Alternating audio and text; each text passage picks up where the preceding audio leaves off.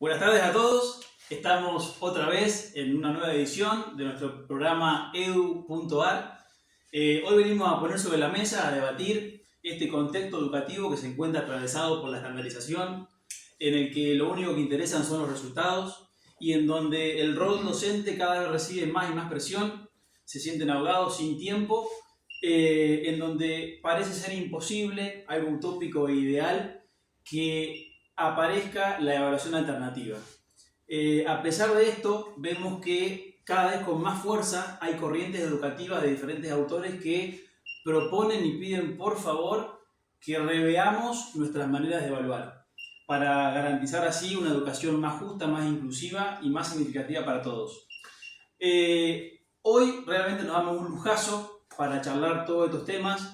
Tenemos aquí en nuestra mesa a la señora Rebeca Anijovic, a Mirta Malberger y a Celia Sigal, a quienes le damos la bienvenida, les agradecemos su presencia, realmente es un lujazo, y vamos a charlar mucho con ellas, y yo lo que les pido para que hagan contexto, que se ubiquen dentro de todas sus publicaciones y sus obras, en donde plantean a la evaluación alternativa, en donde la plantean como una técnica, una práctica pedagógica, ética y política, y no como una técnica aislada, fría y cuantitativa. Por ende, rápidamente le vamos a sacar el jugo y les voy a llevar a la primera pregunta. Me interesaría que compartamos, que me den su opinión, si es posible, con el contexto educativo actual, que podamos implementar una evaluación alternativa. Bueno, el propósito principal de la evaluación no se logra si esta evaluación no se convierte en una autoevaluación, tanto para los docentes como para los alumnos. La evaluación alternativa lo que propone es una mirada a lo largo del año de las experiencias, de las trayectorias y de los procedimientos de nuestros alumnos. Es muy importante que el docente al inicio del cursado pueda hacer saber a sus alumnos o darles a conocer los criterios evaluativos con los que él se manejará durante el transcurso del año. Además, podemos saber o decir que la evaluación alternativa en realidad es un proceso activo en donde los alumnos se reconstruyen a través de sus propias experiencias de aprendizaje.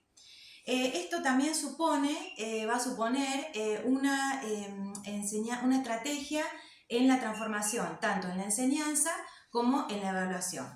Algunas características más importantes que nosotros podemos ver dentro de lo que son las evaluaciones alternativas son, por ejemplo, la primera es que se focaliza en las fortalezas de los alumnos y no en sus debilidades.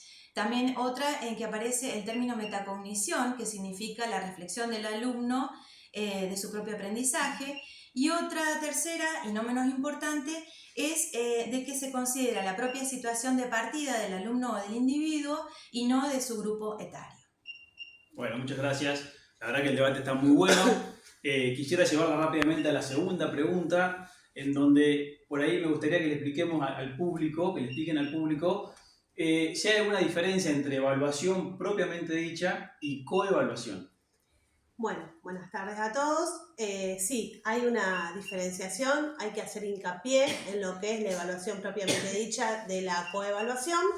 En la evaluación propiamente dicha, bueno, es la que llevan a cabo la mayoría de los docentes en la actualidad, donde colocan o evalúan a sus estudiantes con una calificación cuantitativa, un aprobado o un desaprobado, ¿sí? En la cual le toman exámenes, trabajos prácticos o evaluaciones y consideran el rendimiento del estudiante con ese aprobado o desaprobado o con una, como dije, con una calificación cuantitativa, un 10, un 8, un 6 o un 5, un 4, que sería desaprobado, ¿sí?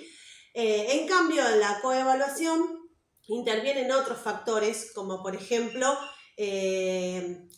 la evaluación en conjunto entre los mismos compañeros, donde intervienen las experiencias propias, intervienen también valores o actitudes, como por ejemplo el trabajo en equipo, la reflexión, el pensamiento crítico, y también consideran que el error es fundamental para la evaluación. Hay que considerar que el error es fundamental en un proceso evaluativo.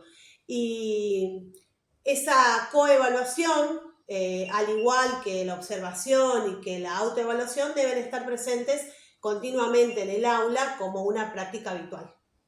Bueno, muchas gracias. Recién pensaba que en este momento muchos docentes por ahí estarán terminando sus planificaciones y cuando planteamos los objetivos en las planificaciones, pensaba en la tercera pregunta en cuanto a con qué instrumentos evaluativos podemos expresar, podemos constatar, o sea, con qué instrumentos son más apropiados para poder constatar que esos objetivos de ese grupo de alumnos o de ese curso están cumplidos.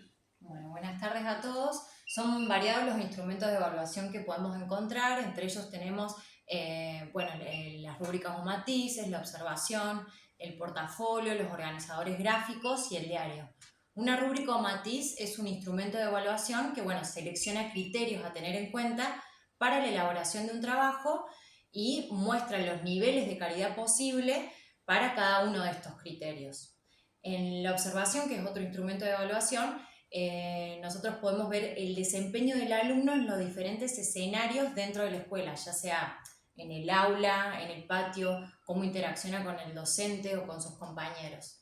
El portafolio, que podemos encontrar evidencias que los alumnos hacen de sus propias producciones a lo largo de un periodo de tiempo determinado. Y también tenemos los organizadores gráficos, que el alumno ahí organiza y explica la selección de conceptos que realizó, el tipo de relaciones que se estableció y el proceso que llevó a cabo para llegar a ese resultado. Algunos ejemplos que podemos encontrar de organizadores gráficos son los mapas conceptuales, el croquis y demás.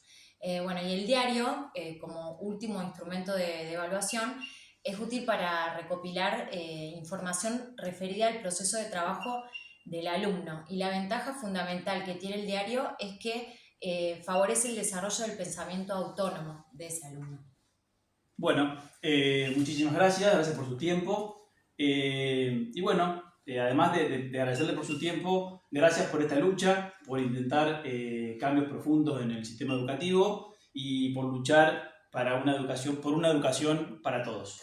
Bueno, Muchas gracias por la invitación. Gracias. Gracias.